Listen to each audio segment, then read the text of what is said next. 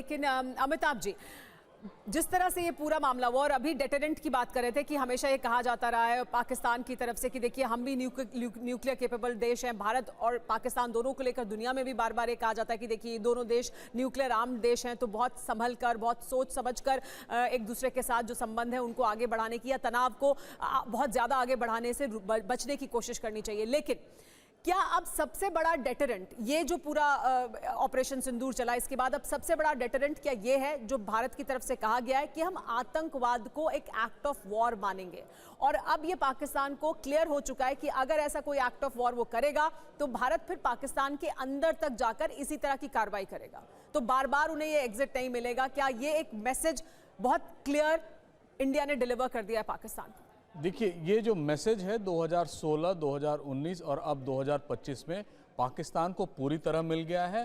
पहला कि भारत ये मानता है कि जो भी terrorist activities cross the border आप करते हैं वो पाकिस्तान की एजेंसीज और पाकिस्तान का डीप स्टेट और पाकिस्तान का स्टेट इन्वॉल्व रहता है। तो अब ये ना कहें कि हम इन्वॉल्व नहीं हैं, ये नॉन स्टेट एक्टर्स, जो उनका रेफरेन है। दूसरी सबसे बड़ी बात, मैं आज CNN पे देख रहा था इंटरव्यू पाकिस्तानी एम्बेसडर का जो USA में है, वो हर तीसरा वर्ड यूज कर रहे थे कि we are nuclear neighbours, we are nuclear neighbours, we are nuclear neighbours. यानी हमेशा वो एक तरह का अब सॉर्ट दिखाते रहता है दुनिया को कि अगर आप नहीं इंटरवीन करेंगे तो यहाँ न्यूक्लियर युद्ध छिड़ जाएगा, और न्यूक्लियर युद्ध हम सब जानते हैं कोई जीतता नहीं है। उसको देखकर भी ये लग रहा है कि इनकी जो पोस्चरिंग है, और जैसा सुमित ने कहा, इस समय आर्मी को दिखाने के लिए कुछ नहीं था, उसके अगेंस्ट लोग खड़े हुए थे। इमरान खान इस समय जेल में है, जो पॉपुलरली इलेक्टेड इस समय प्राइम मिनिस्टर होते।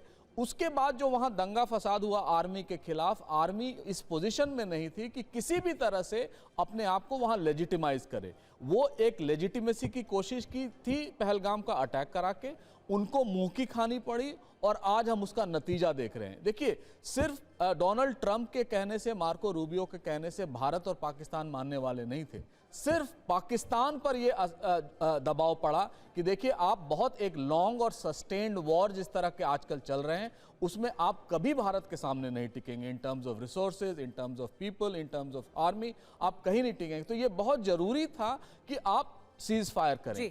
भगवान करे ये सीज फायर वो लागू रहे, इस बीच कोई एक रैंडम एक्ट भी होगा तो हम सब जानते हैं इसका हाशिर क्या होगा कि हमें फिर बैटलफील्ड पर जाना होगा। लेकिन जो हालात उत्पन्न हो रहे हैं भारत और पाकिस्तान के बीच, पाकिस्तान बिल्कुल इनकेपेबल है भारत जैसे और ये पाकिस्तान को दरअसल समझ आ रहा था, और इसी वजह से पाकिस्तान की तरफ से ये जो कोशिश थी वो लगातार की जा रही थी। लेकिन मनीष, हम ये समझना चाहेंगे कि दरअसल ये सब हुआ कैसे संभव, क्योंकि ये ज़रूर बताया जा रहा है कि लंबी नेगोशिएशन चली, बातचीत हुई, पाकिस्तान से बातचीत की गई, पाकिस्तान में मार्को रूबियो ने, और हमें लगातार ये खबरें मिल रही थी कि किस तरह से बातचीत वहाँ हुई है, भारत में कहाँ बातचीत हुई है, लेकिन किस तरह से संभव हो पाए, क्योंकि पहले डोनाल्ड ट्रंप का रुख ये था कि दोनों आपस में ही इस पूरे मुद्दे को सॉर्ट आउट करेंगे, ये टिट फॉर टैट का मामला है। लेकिन फिर क्या हुआ?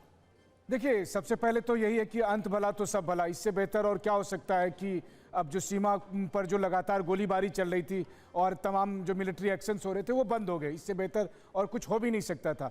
लेकिन बात यह भी है कि हमारा पर्पस पूरा हो चुका था।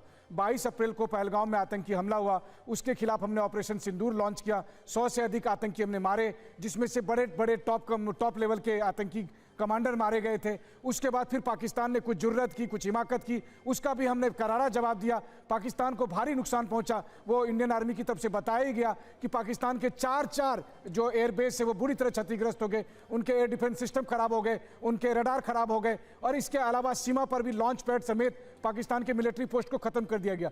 तो इंडिया का पर्पस पूरा हो चुका था। अब एंट्री होती है अमेरिका की। देखिए, अमेरिका की एंट्री ये थी कि अमेरिका का रोल बस यही था कि भारत और पाकिस्तान के बीच कोई बातचीत डायरेक्ट नहीं हो रही थी, तो अमेरिका ने बातचीत को एक तरह से कहे कि मीडिएट इस रूप में किया कि वो एक माध्यम बना बातचीत करने का। बाकी डोनाल्ड ट्रंप बहुत कुछ कह रहे हैं, वो करते कम है, उससे ज़्यादा बोलते हैं, और उनके हिसाब से यही है। लेकिन बिल्कुल प्रोफेसर अमिताभ ने कहा, ऐसा नहीं है कि भारत और पाकिस्तान अमेरिका के कहने से मान जाते, लेकिन हमारा भी पर्पस पूरा हो चुका था। और इस बीच अमेरिका ने दरअसल पाकिस्तान में भी सब लोगों से बात की, पाकिस्तान के प्रधानमंत्री से, आर्मी चीफ से, विदेश मंत्री से, हमारे यहाँ भी उन्होंने विदेश मंत्री से बात की, अमेरिका के उपराष्ट्रपति ने प्रधानमंत्री।